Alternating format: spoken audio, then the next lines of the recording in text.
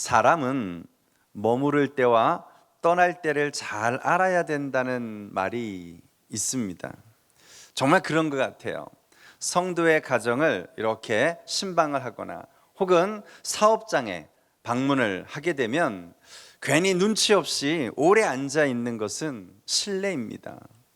그런가 하면 더 많이 대화를 나누고 싶어 하시는데 딱 기도만 하고 나서 바로 일어나는 것도 참 정이 없는 일이지요. 이와 같이 한 가정을 방문해서도 떠나야 할 때와 머물러야 할 때를 분별하는 것이 그렇게 중요한 일일진데, 하물며 우리 인생을 살아가는 데 있어서 떠나야 할 순간과 머물러야 할 순간을 분별하는 것이 얼마나 중요한 일인지 모릅니다. 그런데요, 이것이 생각보다는 쉽지가 않습니다. 자칫 떠나야 할 때를 놓치면 평생 후회할 수도 있게 됩니다. 자칫 우리가 머물러야 할 때를 서둘러 일어나다가 평생 손해보는 때가 생길 수 있다는 사실입니다. 그런 점에서요, 오늘 이제 우리가 읽은 이 본문 말씀이 속해 있는 창세기 31장은 야곱이 드디어 밧단 아람을 떠나서 다시 그의 고향인 가나안으로 돌아가기로 결단하는 장면이 여기 등장합니다. 그리고 우리가 읽은 내용은 그와 더불어 지나온 20년 동안 야곱이 겪은 세월을 오늘 회고하며 라반에게 고백하는 내용이 오늘 본문의 주제입니다. 이제 이 말씀을 통해서 과연 야곱에게 있어서 그 20년의 지난 세월이 어떤 의미가 있었는지, 그리고 우리 또한 이 땅을 사는 동안 우리가 어디에 관심을 두고 살아야 할지를 오늘 함께 돌아보면서 서로 은혜를 나누는 시간이 되시기를 먼저 주님의 이름으로 축원합니다. 첫 번째는요, 이 20년 동안에 야곱이 가지고 있는 관심과 그리고 그 20년 동안 그를 지켜보는 하나님이 갖고 있는 관심이 과연 어떠했는가 하는 이 비교입니다. 오늘 본문에서 야곱이 고백한 것처럼 그는 아버지 이삭과 형 에서를 속인 대가로 외삼촌 하란의 집으로 피해온 지 언 20년이 세월이 지났습니다. 그 20년의 세월 동안에 과연 그의 관심은 무엇이었을까요? 당연히 처음에는 단순하게 살아남는 것이었을 것입니다. 형 에서의 복수의 칼을 피해서 도망쳐 나온 처지에 무슨 거창한 꿈이 그에게 있었겠습니까? 그저 외삼촌의 집에서 무탈하게 잘 지내다가 다시 고향으로 안전하게 돌아가는 것이 그의 유일한 관심사였을 것입니다. 그러다가 좀 살만해지니까 이제 그의 관심이 어디에 쏠리게 됩니까? 연애, 결혼, 행복한 가정을 꾸리는 것으로 관심이 바뀝니다. 그래서 그가 한눈에 반했던 라헬과 결혼하기 위해서 무려 14년간 그의 인생을 쏟아붓습니다. 14년간 그의 관심은 오로지 사랑하는 라헬을 얻고 그와 결혼하는 것이었습니다. 그리고는 그토록 원했던 사랑도 얻고 또 많은 자녀들도 낳고 나니까 그 다음 관심은 자연스럽게 재산을 모으는 것으로 바뀌어 갑니다. 그래서 우리가 읽진 않았지만요, 이 앞장인 30장 30절을 보시면 그가 라반에게 이렇게 하소연하는 내용이 나옵니다. 우리 같이 한번 읽어볼까요? 이 30장 30절 같이 읽습니다. 내가 오기 전에는 외삼촌의 소유가 적더니 이제 번성하여 때를 이루었으니 내 발이 이르는 곳마다 여호와께서 외삼촌에게 복을 주셨나이다. 그러나 나는 언제나 내 집을 세우리이까? 나는 언제나 내 집을 세우리이까?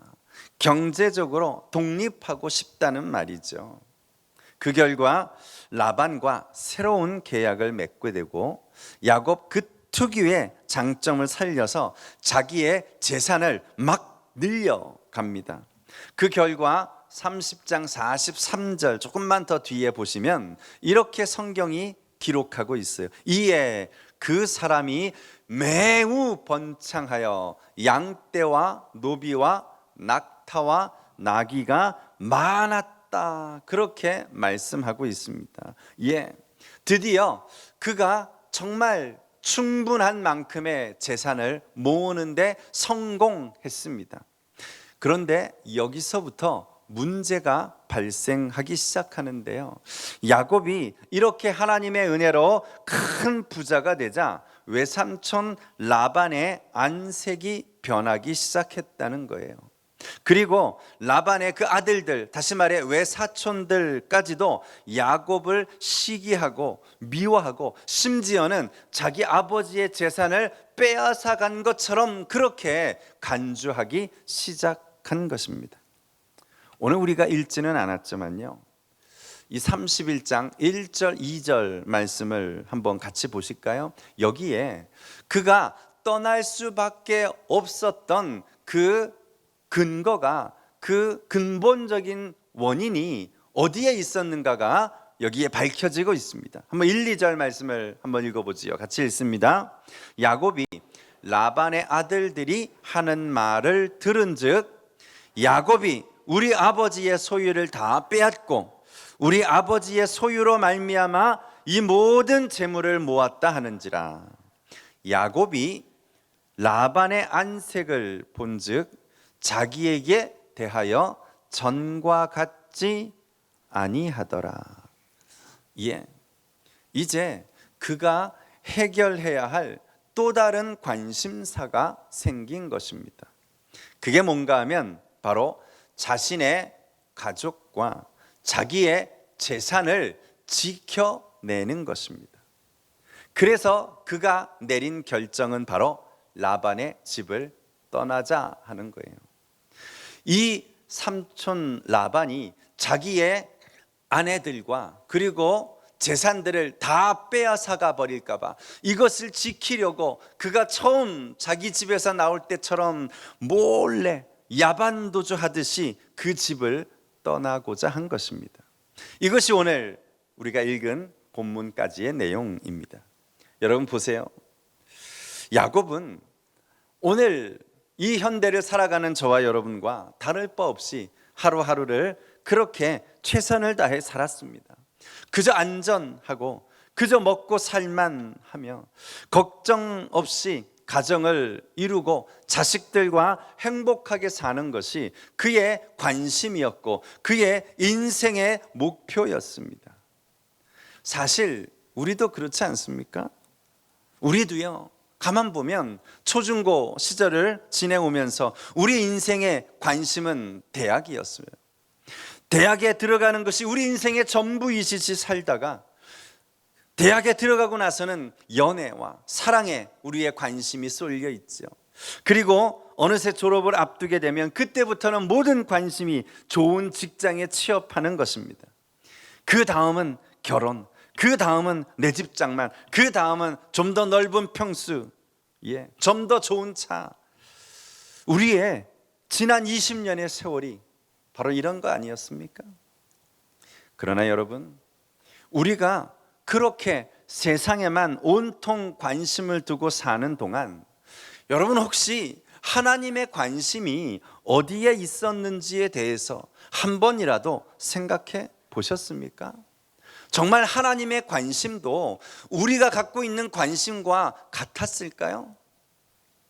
야곱이 20년 동안 라반의 집에 사는 동안 과연 그가 오늘 이렇게 사랑에 그리고 생존에 그리고 결혼에 그리고 재산에 그리고 그것을 지키는 일에 관심을 두며 살아가는 동안 과연 하나님의 관심은 무엇이었을까요?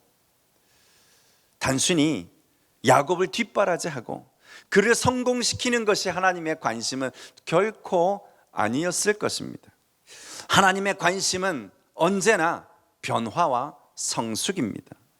하나님은 당신이 택한 야곱이 철저하게 이스라엘로 그리고 믿음의 조상으로 변화되어 가기를, 그래서 이 20년 동안 그가 하나님을 경험하고 그래서 새로운 삶으로 변화되고 그 믿음과 그 신앙과 그 인격이 성장해 가기를 원하신 것입니다. 그 목적에 따라 지금까지 야곱을 훈련시킨 것이고, 그 목적에 따라 오늘 저와 여러분을 지금까지 인도하고 계신 줄 믿으시기 바랍니다. 그런데도 사실 많은 경우에 있어서 우리의 관심은 성숙이 아니고 단순히 성공에 두고 있다는 것입니다. 우리의 관심은 변화보다는 안정에 있습니다. 우리의 관심은 하나님과의 관계보다는 내 삶의 풍요로움을 추구하는 데 더 많은 관심을 사실 두고 있습니다.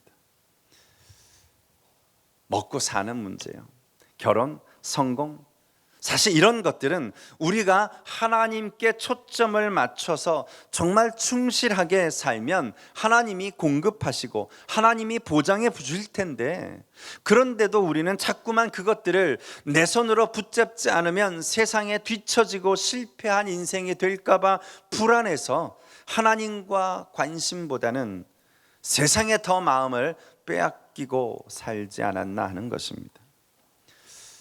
그러나 여러분, 우리가 여기서 주의해야 할 것은 우리가 이렇게 계속해서 하나님이 관심을 갖고 있는 것과는 별개로 그저 우리가 이 세상에만 관심을 두고 살아간다면 하나님은 우리가 살고 있는 이 환경을 바꾸어 놓으신다는 사실입니다. 정신이 번쩍 들도록 변화를 주신다는 사실입니다. 보세요, 우리가 조금 전에 31장 1, 2절을 읽었잖아요. 그 읽은 것처럼 야곱이 지금까지요 20년을 사는 동안 잘 지내오던 라반과 갑자기 사이가 불편해지기 시작했어요. 그의 사촌들과 갈등이 생기고 관계가 깨어지기 시작했습니다. 왜 그럴까요? 오늘 야곱이 하나님의 약속을 잊어버린 채 이 하란 땅에 그냥 아예 눌러 살려고 하는 마음이 있을까 봐 그것을 돌이켜 다시금 하나님의 관심과 하나님의 그 뜻과 또한 하나님이 주신 약속을 기억하고 가나안 땅으로 돌아가게 하시려는 하나님의 간섭하심이라는 것입니다. 다시 말해 하나님은 야곱을 불편하게 만드셔서라도 그곳을 떠나지 않으면 안 되게 만드신 것입니다. 이해하시겠어요?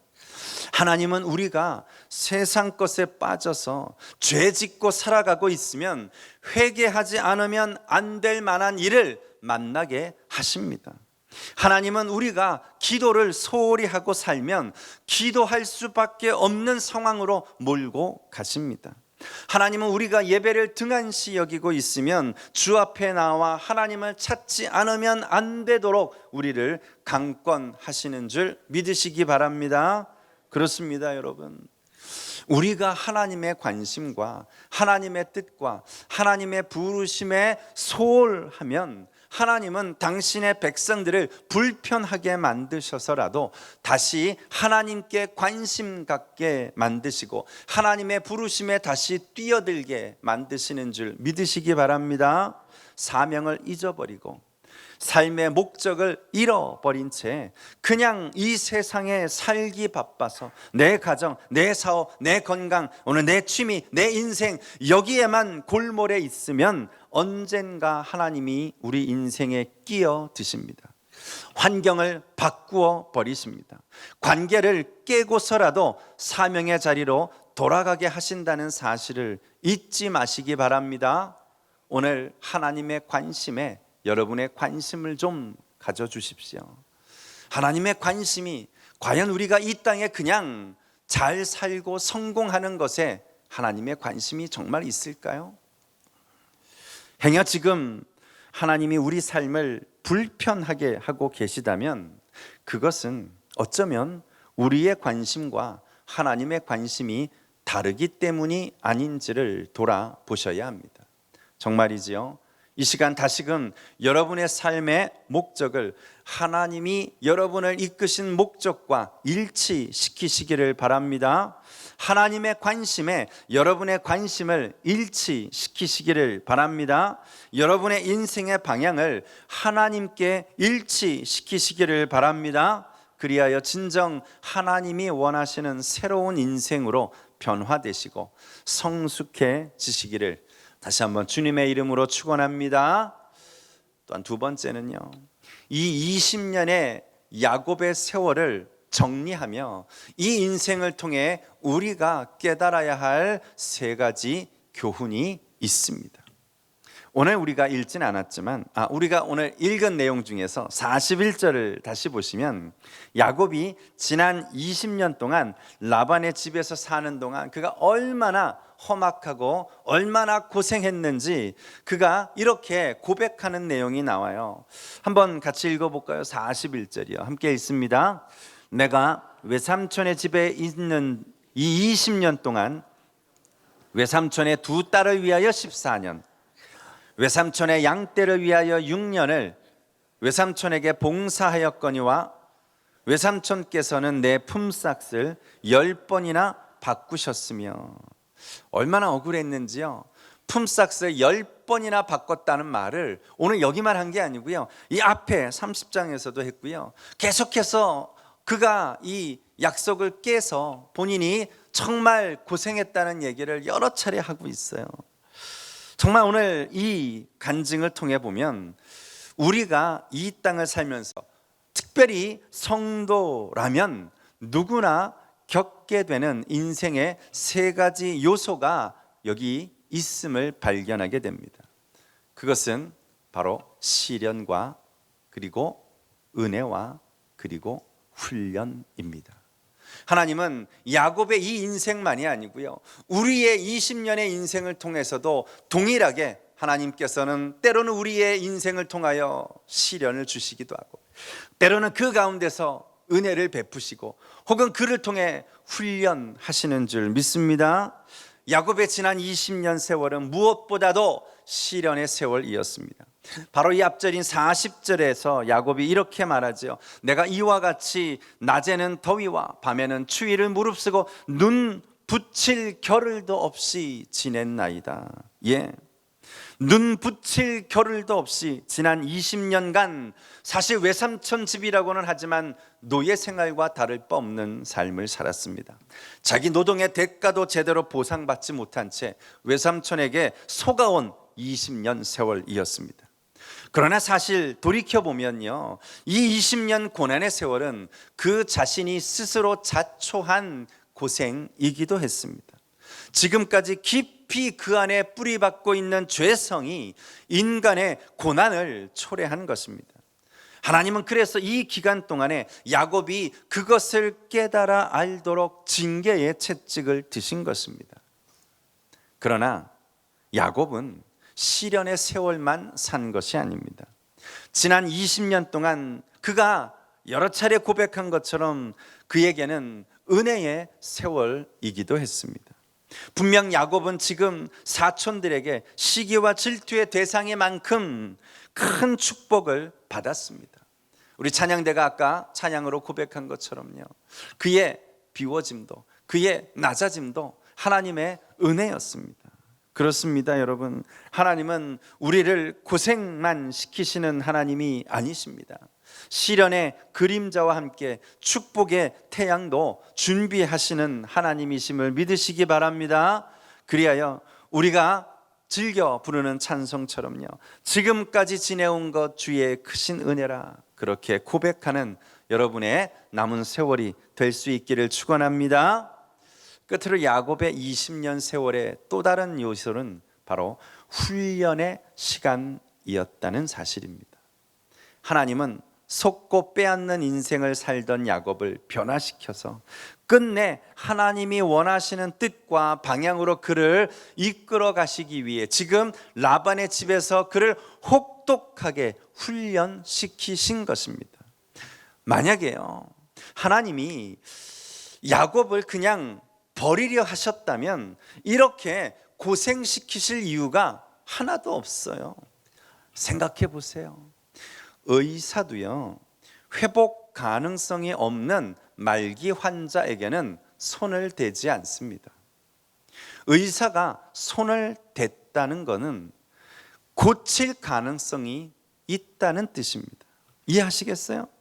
오늘 지금 험악한 세월을 보내고 있고, 만일 여기저기 상황이 불편해지고 관계가 깨어지고 있다면 그건 우리를 향한 하나님의 계획이 있다는 뜻입니다.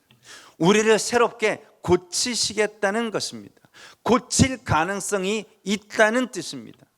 애초에 하나님이 야곱을 믿음의 조상으로 쓰실 생각이 없으셨다면 그를 그의 집에서 내몰지도 않았을 거고, 그를 라반의 집에서 20년간 고생시킬 이유도 없는 거예요. 이렇게 20년간 훈련시킬 필요가 없어요. 그를 고치고 싶은 거죠. 그에게 가능성이 있기 때문입니다. 그렇습니다. 우리에게 지금 중요한 것은 내가 어떤 상태에 처해 있느냐가 아닙니다. 내가 어떻게 하나님을 새롭게 깨닫느냐 하는 데 있습니다. 사랑하는 성도 여러분, 야곱의 20년 세월을 통해 우리가 오늘 배워야 할 교훈이 무엇입니까? 어떤 인생도 의미 없는 시간은 없다는 것입니다. 여러분의 20년이 시련의 시간이었어요? 은혜의 시간입니까? 훈련의 시간이었습니까? 그 어떤 것이었든지 간에 그 20년은 결코 낭비되는 시간이 아니었습니다. 하나님은 결코 우리의 세월을 낭비하지 않으십니다. 또한 인생에는 속성 코스가 없다는 교훈입니다. 우리는 단기 완성 이런 거 좋아요. 5분 완성, 6개월 속성 마스터 과정. 그러나 인생에는 단기 속성 과정은 없습니다. 빠른 단시간 안에 우리 믿음이 성숙해지는 것은 불가능합니다. 그래서 우리에게는 하나님의 은혜가 필요하고 오늘 지혜가 필요한 것입니다. 모세는요, 그의 120년의 인생을 살면서 시편 90편에서 이렇게 우리에게 기도하라고 가르쳐 주고 있어요. 어떻게 해요? 한번 보시죠. 우리에게 우리 나를 계수함을 가르치사 지혜로운 마음을 얻게 하소서. 그렇습니다. 새로운 인생으로 거듭나고자 하신다면 이제 남은 세월을 붙잡고 주 앞에 기도하시기 바랍니다. 어떻게 해요? 하나님, 저에게 남은 세월을 어떻게 사용하며 어떤 인생을 만들어 가야 할지 깨닫게 하옵소서.